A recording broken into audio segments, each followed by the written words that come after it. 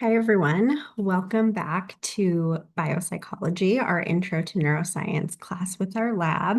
And today I want to go through chapter 3 of the text, which is probably one of the most important chapters, and that is the anatomy of the nervous system and really understanding what that is. Specifically, we'll talk through a little bit about the systems and the structures and the cells that make up your nervous system. With that being said, this video will only cover the first half of chapter 3 because it is a pretty dense chapter, and the second half will come soon. Now, first learning objective is really to list and describe the major divisions of the nervous system. And so I want to go through a general layout. It will include the divisions such as the CNS and the PNS, the brain and the spinal cord, what functions those play within the nervous system, and then some nerves, and then we'll go from there. Now, this is a human figure, and if you see here, this is the CNS, which is also known as the central nervous system, and that is highlighted in the red color here. And the central nervous system comprises two parts, and that is your brain and that is your spinal cord. So think of it as like mission control. It is the center of your body. It is receiving sensory input. It is deciding in milliseconds how to integrate that, and then the output is a motor command.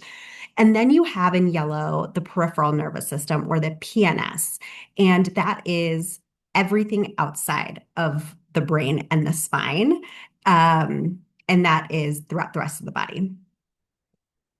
So to go through this tree diagram, I think this is really helpful for you to understand what this looks like. But you have your nervous system, and within the nervous system, I already mentioned that you have the CNS, the central nervous system, which comprises your brain and your spinal cord. And then you have the PNS, or the peripheral nervous system. Now, within the peripheral nervous system, I will say that there are two nervous systems kind of underneath that. And we have the somatic nervous system and the autonomic nervous system. Now, the somatic nervous system is the branch that interacts with the external environment. So think of a spider crawls on your hand. It's that sense on your skin or on your muscles. And then you have the autonomic nervous system, and that is the branch that interacts with the internal environment or your internal organs. For example, breathing, that is the autonomic nervous system.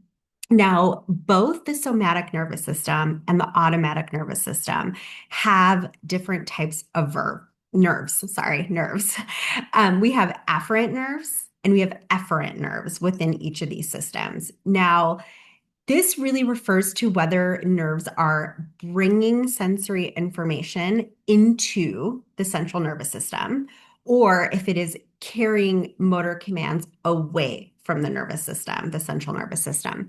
I will say there's a trick to remembering it. So if sensory information is moving toward the central nervous system, we use afferent with an A. So think of moving towards something. You're advancing, you're approaching. That is afferent.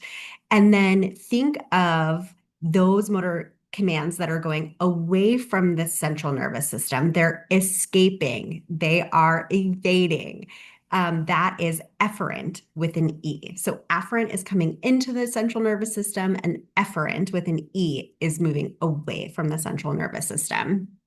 You also have within the autonomic nervous system, those efferent nerves that are moving away from the central nervous system. There's two other things that can happen, and that is you have your sympathetic nervous system and you have your parasympathetic nervous system.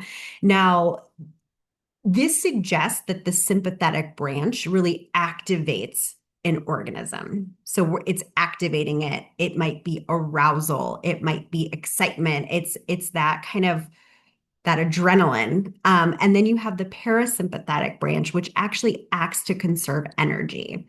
Now, I will say, as I mentioned, sympathetic nervous system or sympathetic activation indicates arousal, while the parasympathetic activation indicates relaxation. One thing I mentioned on the prior slide that is not in this tree diagram are cranial nerves. And the cranial nerves are actually a special group of nerves. And those nerves actually leave the central nervous system from the brain through the skull. rather than from the spinal cord. Now, the cranial nerves actually have very specific motor functions and or sensory functions. And disruption of these nerves has actually allowed, neurologists to accurately determine the location and the size of tumors and even other kinds of brain pathology. Now, there are 12 pairs of cranial nerves, and all are purely sensory nerves. So, such as the optic nerve, which helps us with vision, or the olfactory nerves, where the function is smell. The longest cranial nerve that each one of us has is the vagus nerve. Now, the vagus nerve actually contains, motor fibers and sensory fibers that are traveling to and from the gut. And the autonomic motor fibers of the cranial nerves are parasympathetic. Okay, so that kind of the relaxation state. So, with that being said, I want to talk about the meninges. Now, the brain and the spinal cord are incredibly delicate and they need protection, and not only from the skull or the spine. So, we know that our brain and our spine is encased in bone, right? But it also needs protection from within that. And that's where the meninges come in.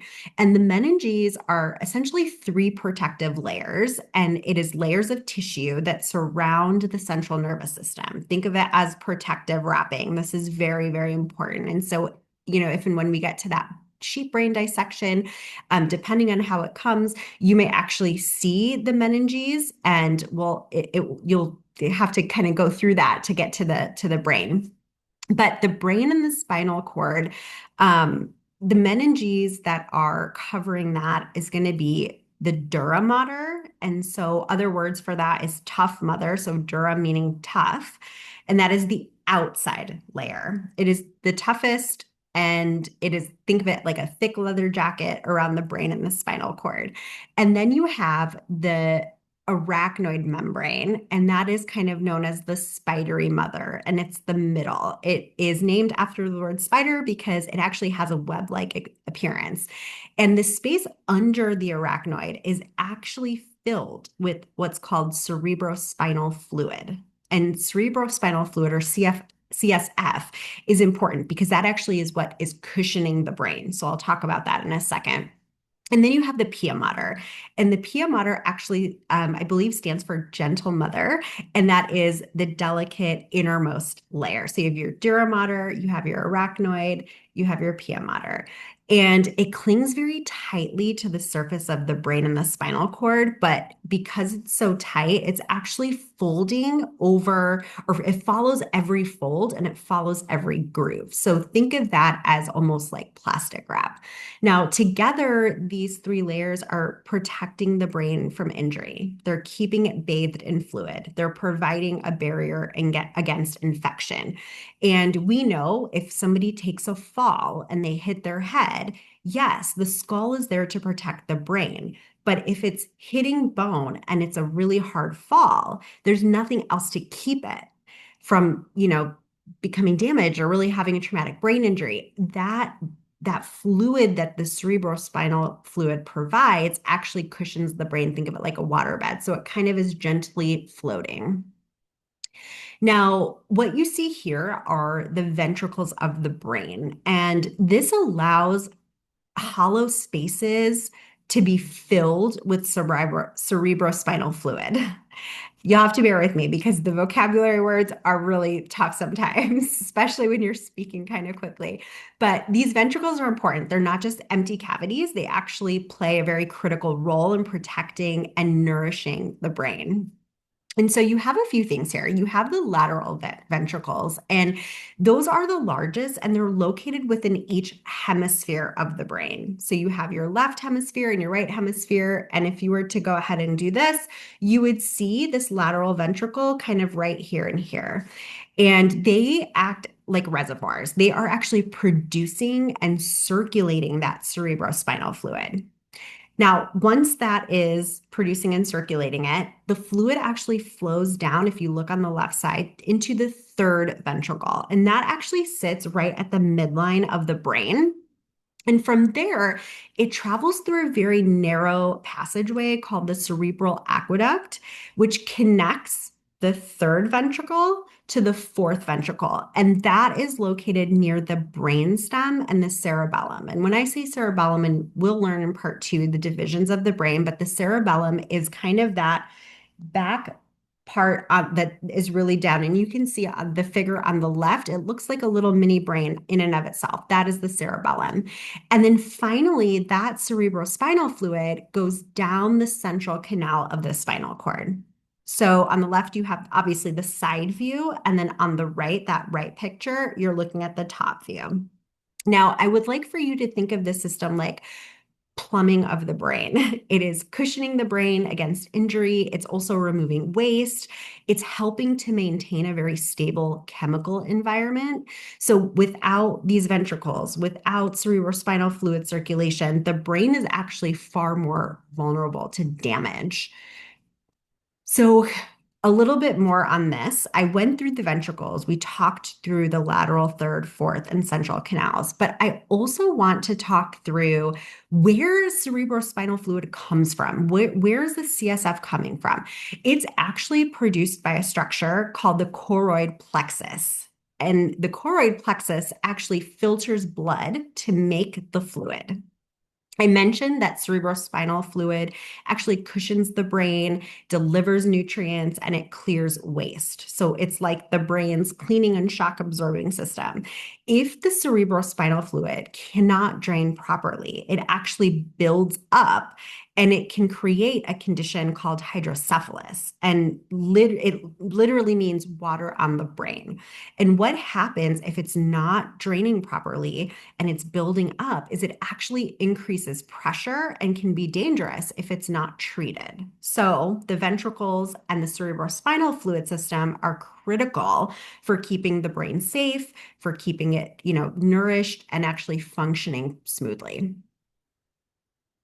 Now, this digital image shows the top center portion of the brain and it's boxed out. And then on the left is the enlarged image of that cross section. And this is the meninges. And why I want to show you this now, even though we talked about meninges a few slides ago, is because I want you to look at the image on the left. And this image actually indicates with arrows the movement of cerebrospinal fluid. And it starts from that subarachnoid space. It crosses into the arachnoid and the dura, and then flows into the sinuses in the dura mater. Now, on the left, you'll see you have your scalp, right? So it is the upper part of the head. It has hairs on it. And the skull exists directly below the scalp. Now, the dura mater meninx is a thick layer below the skull, which also extends into this like fissure and contains sinuses. Now, the arachnoid meninx, and it's meninges for plural, but meninx singular. But the arachnoid layer below the dura mater meninx is where it's located, and it is comparatively thinner. So if you look at that dura mater, you'll see that it's pretty thick. And when you get into the arachnoid, which is that third or fourth, I'm sorry, black line there, you'll see that it's getting thinner and thinner as it goes down. Now, the subarachnoid space actually contains arteries and the cerebrospinal fluid. The pia mater meninx is a thin layer below that space that actually lines the folds of the brain. And I already mentioned that that's kind of like that plastic wrap that is actually following all those peaks and valleys of the brain. And it's very tightly packed there. And then you have the cortex, which is below the pia mater. Okay. Now, I will say that the brain has its own unique protection system, and it's also known as the blood-brain barrier. Now, this barrier is made up of very tightly packed cells in the walls of the blood vessels within the brain. And what that means, and I apologize about that, but what that means is that it makes it very selective about what gets in and what gets out. And the main job of the blood-brain barrier is to protect the brain from harmful substances. So things like toxins, bacteria, maybe even random chemicals in the blood that could disrupt some of the neural function.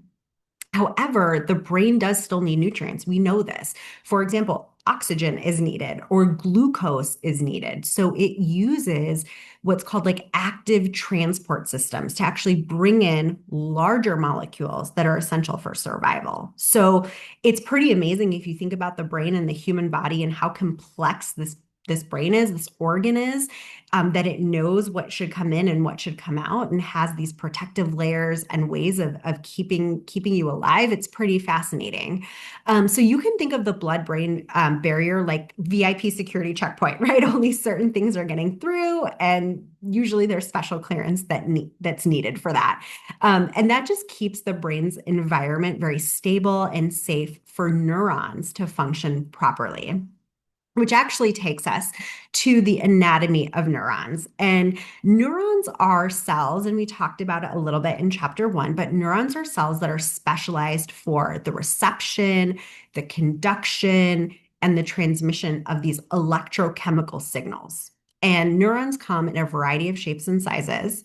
And it's estimated that we have about 90 billion neurons. And I think I mentioned this in our first lecture, but we have 90 billion neurons with a likely estimated of 100 trillion connections among those, and ultimately infinite paths, almost an infinite number of paths that neural signals can follow through. And so I'll talk a little bit about maybe some of the external features of a neuron, some of the internal features, classes of neurons, and then neuroanatomical structure and some research that's been done in the neuroanatomy space that helps us understand, why these neurons are so important.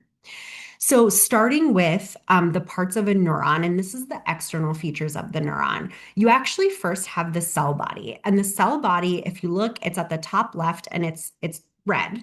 It is also known as a soma.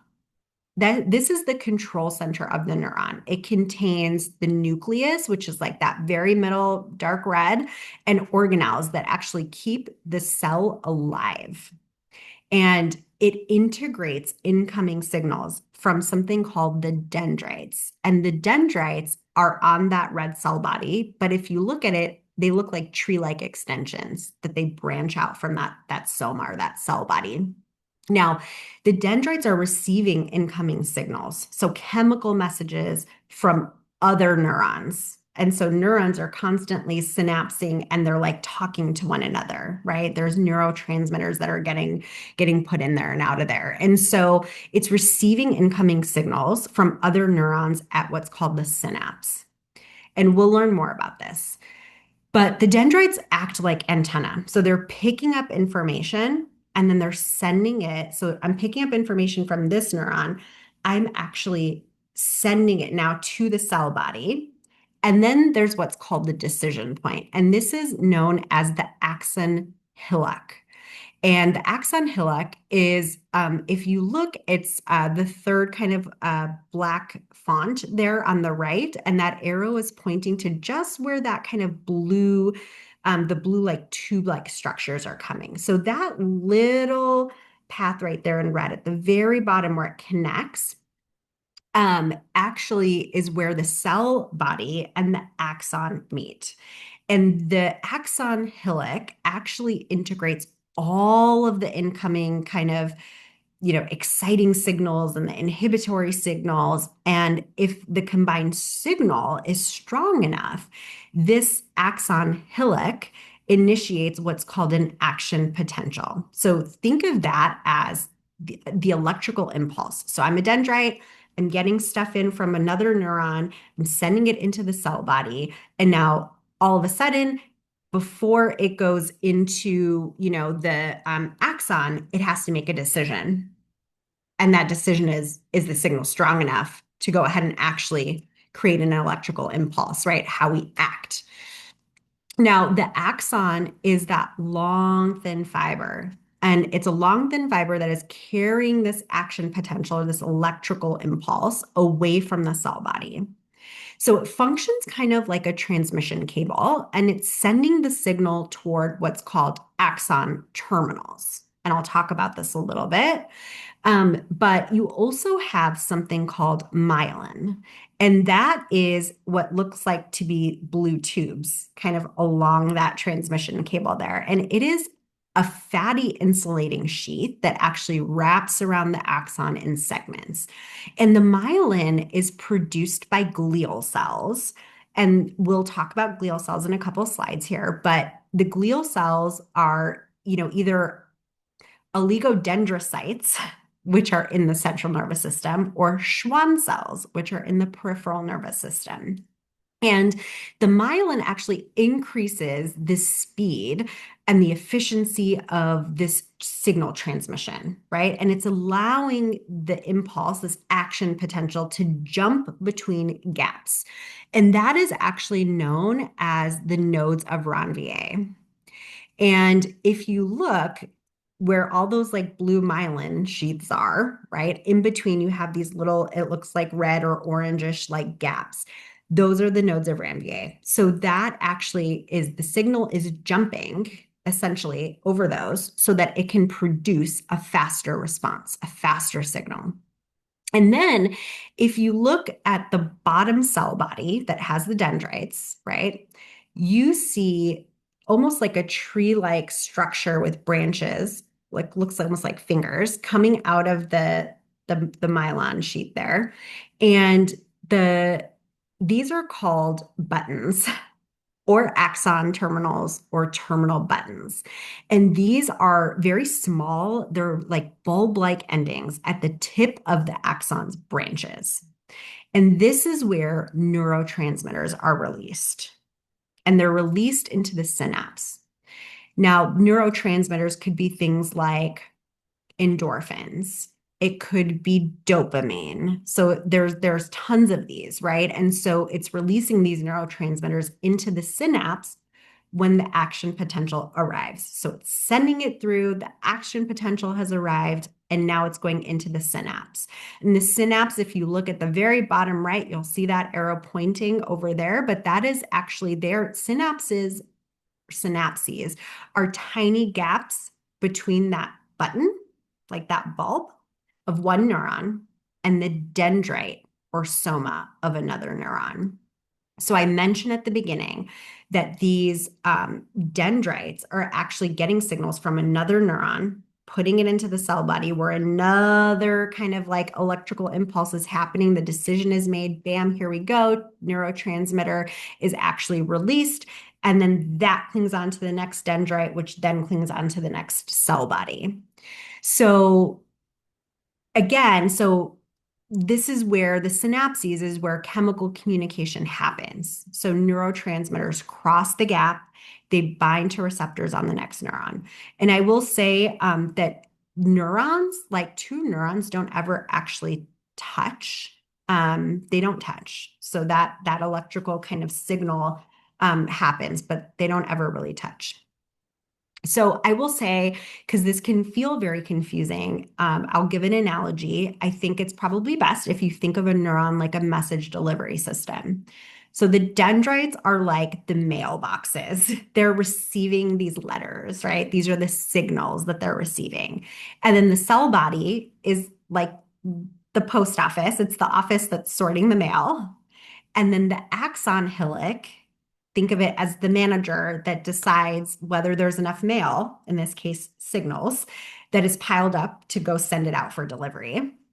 The axon is the mail truck that is actually carrying the package. The myelin, you could think of as the highway system that kind of makes the truck drive faster. You have those terminal buttons or those axon terminals that are the delivery drivers. They're dropping off the package. And finally, that synapse is the space between houses where the package is handed over. So in simple terms, the dendrites listen, the soma processes, the axon speaks, and the myelin speeds things up. And then the terminals pass the message along across the synapse. Now, that was the external features of a neuron. And in this diagram, we see a closer look at the inner workings of a neuron. And we're looking at it specifically at the cell body and at the axon terminals. So, starting with the cell body, which I mentioned, or the soma, which is kind of that like red round cell body with the nucleus there in the middle. That is the most prominent structure within the cell body is the nucleus. And that contains the cell's DNA and it acts as the control center. Now, surrounding it, we find what's called endoplasmic reticulum, and that is a system of folded membranes. Okay. Now, the rough portions have something called ribosomes attached. And ribosomes are responsible for making proteins, while smooth proteins synthesize fats. Okay, so the rough portions have ribosomes, make proteins, smooth portions synthesize fats. Now, the ribosomes here are shown as small dots, and that's where the proteins are actually assembled. Now, the entire cell body is filled with something called cytoplasm, and that's a fluid. So it's a clear fluid that actually allows these little organelles to stay suspended and to function properly. And the Golgi complex actually takes molecules produced in the cell and packages them into something called vesicles for transport. Okay, so I know that this is confusing. It's a lot to learn. We'll have some worksheets that we'll go through in class, but hopefully this is giving you a good idea, but also definitely it's reinforced through your textbook. So please read that as well. Now, you will also see something called mitochondria. And if you look, it's kind of those light blue, they look like little beans almost. Those are the energy powerhouses of the neuron. And this is where oxygen is used to produce, some of the functions that are happening. And then finally, you have microtubules, and those extend from the axon hillock. And if you remember, the axon hillock is that decision point that decides whether we're moving, creating that action potential. And that's where it's forming those highways that I talked about that rapidly move materials throughout the neuron. Now, if we zoom into the bottom of this image where those axon terminals or those buttons are, we can see what happens at the other end of a neuron. And here, microtubules carry cargo right to the tips, those very, very buttons. The mitochondria supplies the energy needed for communication, while the Golgi complex actually continues the packaging work. So if we're kind of using that mail system analogy, that's what's happening. And most importantly, within the axon terminals or the buttons, we see what's called synaptic vesicles. And these are just little membrane bound sacs that are filled with those neurotransmitters. So I mentioned dopamine, I mentioned endorphins. These neurotransmitters are actually the chemical messengers that get released across the synapse to influence the activity of the next neuron, right? Via the dendrites, as I mentioned. Now, together, the cell body and the buttons actually illustrate how neurons are not only, electrically active, but they're very chemically sophisticated, right? It's helping manage energy, packaging, communication all at once. Now, we've explored the external features, the internal features of the neuron, but I want to zoom out and look at one of the most important boundaries that actually protects and regulates the neuron, and that is the cell membrane. So just like a security gate or a fence around a property, the cell membrane decides what gets in and what stays out and how signals move across that neuron. And this image actually shows the cell membrane, and it's made up of what's called a lipid bilayer. So think of it as two layers of fat molecules that are lined up back to back. And this bilayer actually creates a barrier, keeping the inside of the cell separate from the outside environment. But it is important to note that the cell membrane isn't just a passive wall, right? It has specialized proteins that are embedded into it, and there's two specific ones. So first are channel proteins. Think of channel proteins as though they're acting like the door or the gate. They are going to allow certain ions and molecules to pass in and out of those neurons, and that's critical for nerve signals. Then you have the signal proteins, and those are like the antenna. So they detect chemical messages from other neurons, and then they help the cell respond appropriately.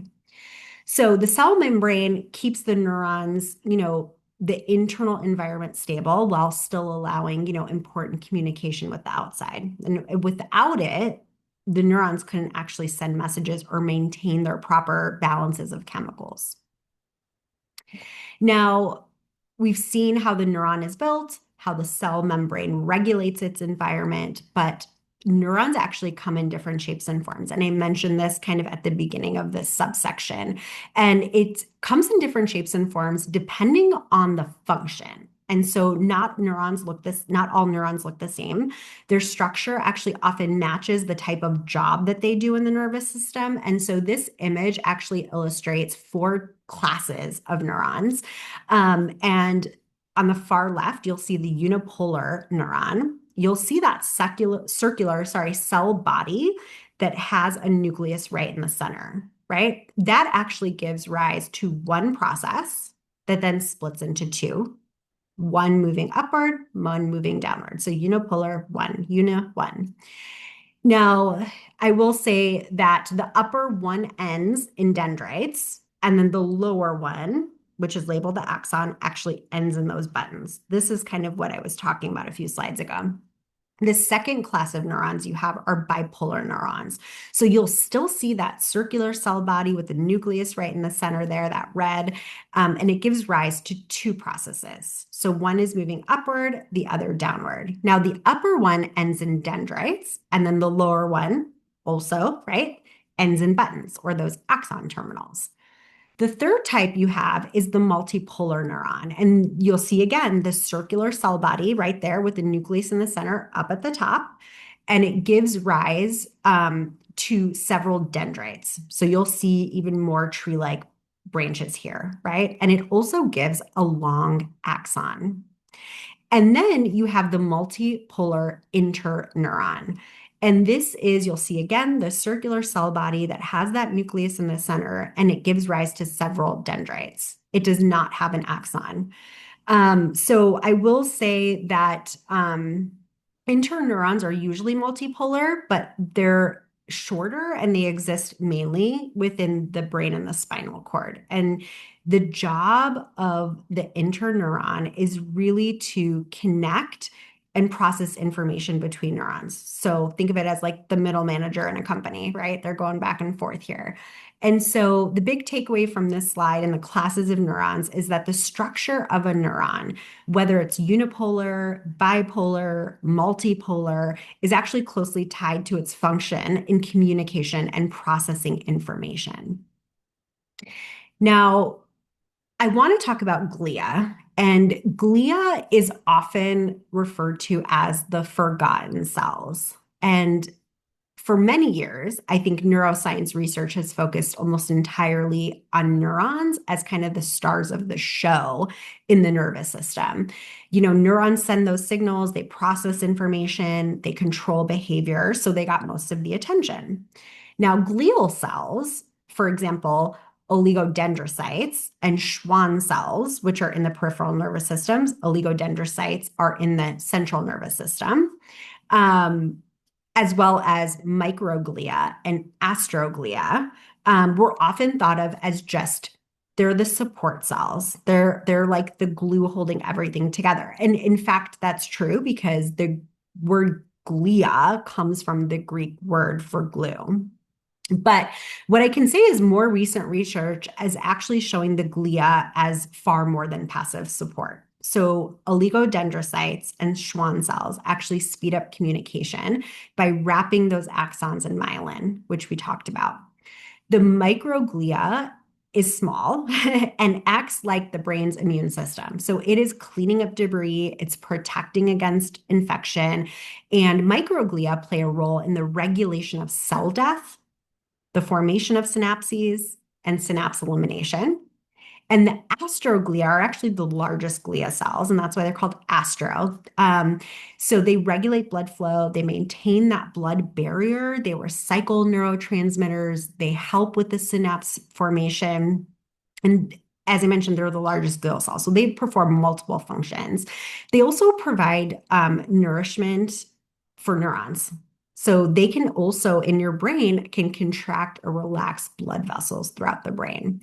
So while they were once overlooked, hence the name forgotten cells, today we know they're actually critical for brain health, for communication, even for learning. Now, let's take a look closer at how glial cells actually help neurons work more efficiently. So, what you see here is the process of myelination, which is the wrapping, or which is like wrapping kind of electrical wires with insulation so the signal doesn't leak out and can actually travel faster. Now, on the left, this is the central nervous system. And in the central nervous system, I mentioned are the oligodendrocytes. Now, each oligodendrocyte has multiple arms that actually reach out and wrap around the axon of many different neurons. And that creates the myelin sheath. On the right, you see the peripheral nervous system. And this myelination, the job is done by Schwann cells. And these are different because each Schwann cell wraps around itself. Okay, just one segment. They wrap around itself just one segment of one axon. So think of it like beads on a string. It almost kind of looks like that. Now, in both cases, this myelin covering actually makes nerve impulses travel much faster, travel much more efficiently, which is important for everything, right? From moving your muscles to processing thoughts. Now, this is actually why diseases. So, for example, a good example of this is multiple sclerosis. Okay.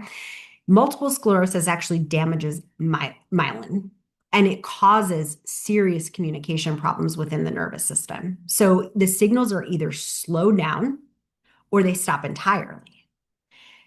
So, again, myelin is one of the best examples of how glial cells, which were once overlooked, play a very critical role in brain function.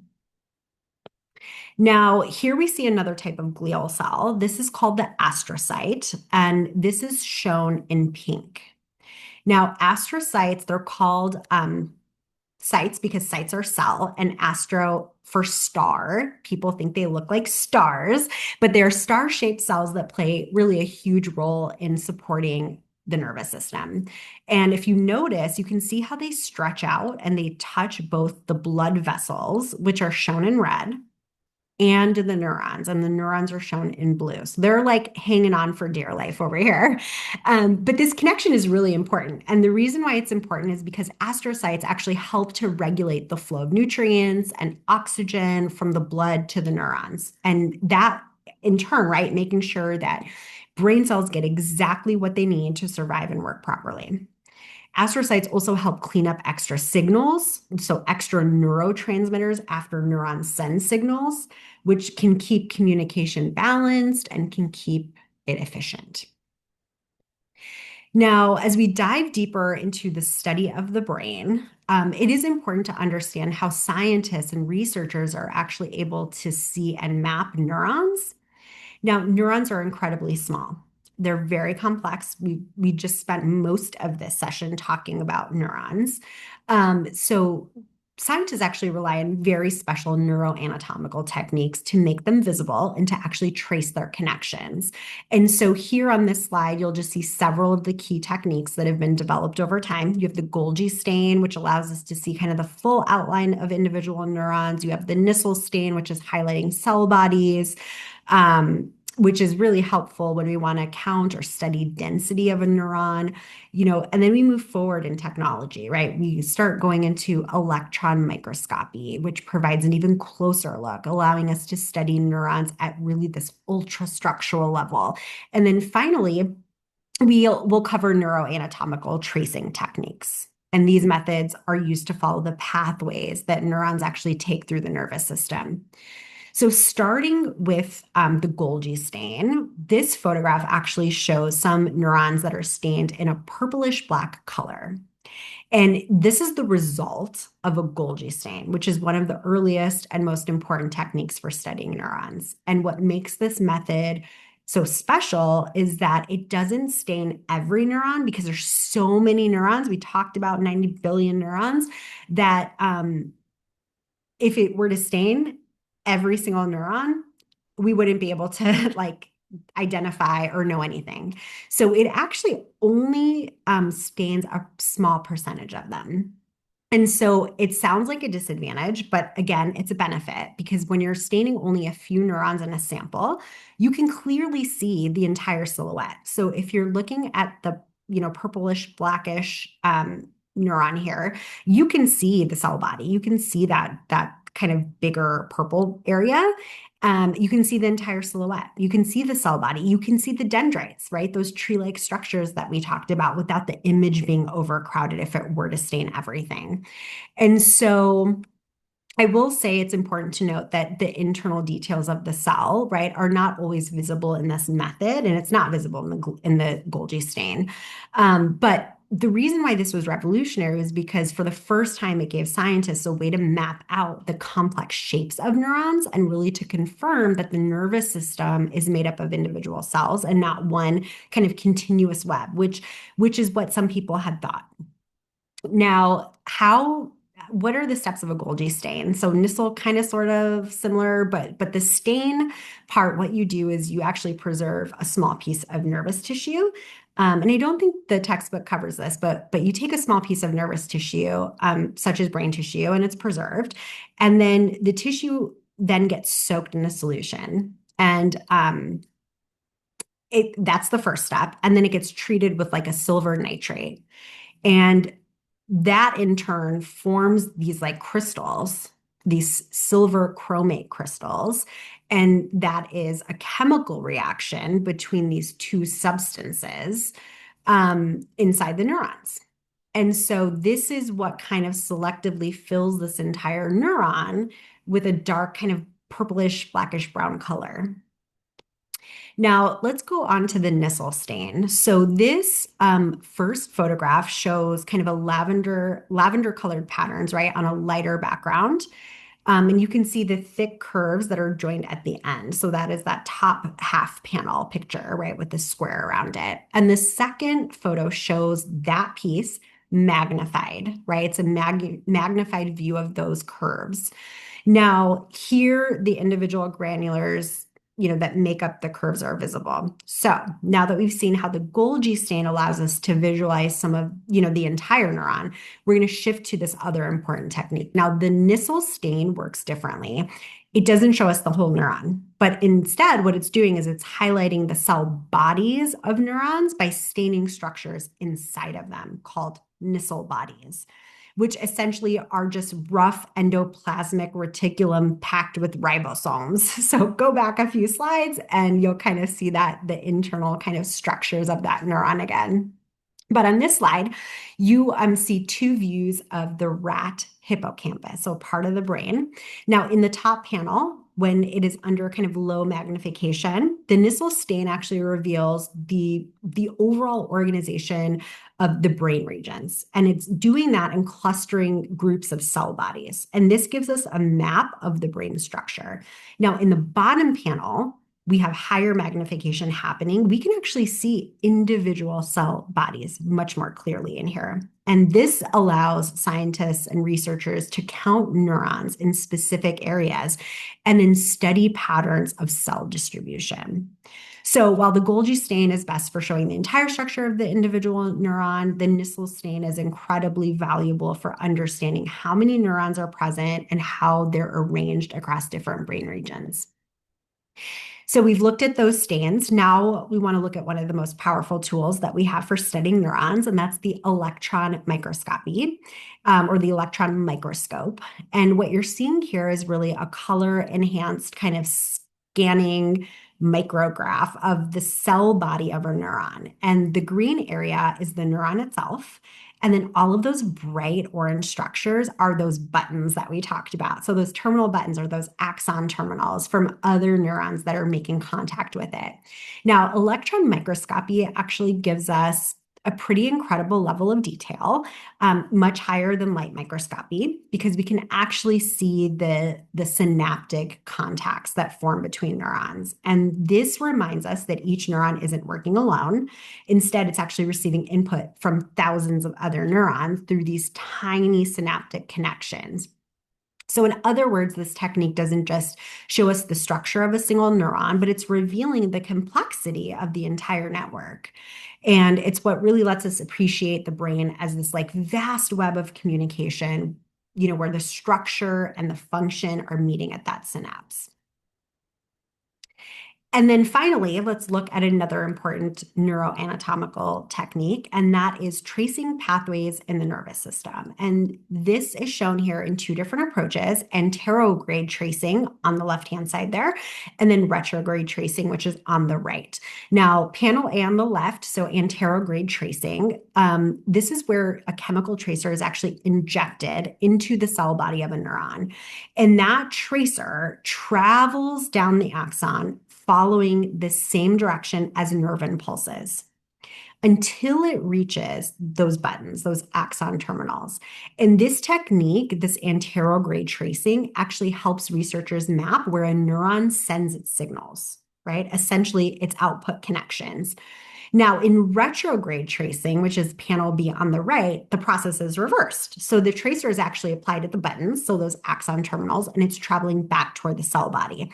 Now, this allows researchers and scientists to see where, the inputs to a particular region are coming from.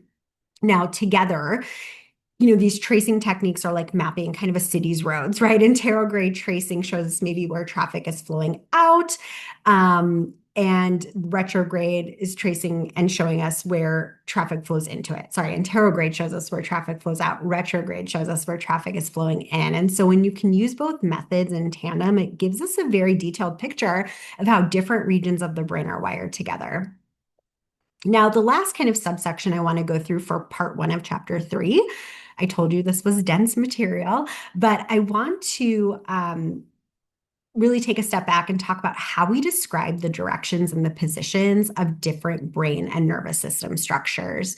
And this is important because the next part of this chapter, moving forward, we're really going to dive into the different divisions of the brain and the sections and all of that. And so if you can understand these directions, I think it will help you. But just like in geography, we use terms like north, south, east, west, right? And in neuroscience, it's no different. We are using anatomical directional terms, and these terms help us describe, where one part of the brain or spinal cord is in relation to another. And so on this slide, you'll see 3 important pairs, and that is the anterior posterior. So referring to the front and the back, so anterior and posterior or posterior. You have your dorsal and your ventral. So dorsal referring to the top of the back side versus the belly side, ventral. And then you have medial and lateral. So medial meaning closer to the midline, and then lateral being farther away toward the sides. Now, these terms are kind of the basic map directions of the nervous system. And once you're comfortable with them, you'll be able to navigate the brain structures with much more clarity. So let's look at an example of this. You obviously here you can see how anatomical directions apply not just to humans, but to vertebrates in general. So you can notice we use the same terms. So anterior, posterior, dorsal, ventral, medial, and lateral are used across species. So for a 4-legged animal, the cat up top there, anterior means towards the head, right? And posterior means towards the tail. Now, dorsal points up along the cat's back there, while ventral is pointing down toward the cat's belly. And then the medial is toward the midline of the body, and lateral means away from the midline, so toward the sides. Now, you can compare this to a human. Now, I will say this is very important to know the difference. Because humans stand upright, the brain's orientation has actually rotated 90 degrees, okay, compared to that spinal cord. So in the brain, you still see anterior, posterior the same, but you'll also see in the brain that dorsal points upward toward the top of the head and ventral points downward toward the chin. Now, in the spinal cord, the dorsal still points toward the back and the ventral still points toward the front. The difference here, and again, medial, midline, lateral, out to the sides. The difference here is important because it reminds us that these directional terms are relative. They really depend on the posture and the species. So when we're talking about the brain, we do have to be clear whether we mean, in a human upright position or if it's, like a cat, right? A four-legged creature or species. And then finally, now that we've covered anatomical directions, I want to look at the planes of the brain.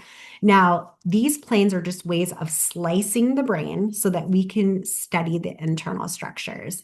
Now, first, you have the sagittal plane, and that divides the brain into left and right sections. So you have your left hemisphere, you have your right hemisphere. It's probably mirrored for you, but your left, your right.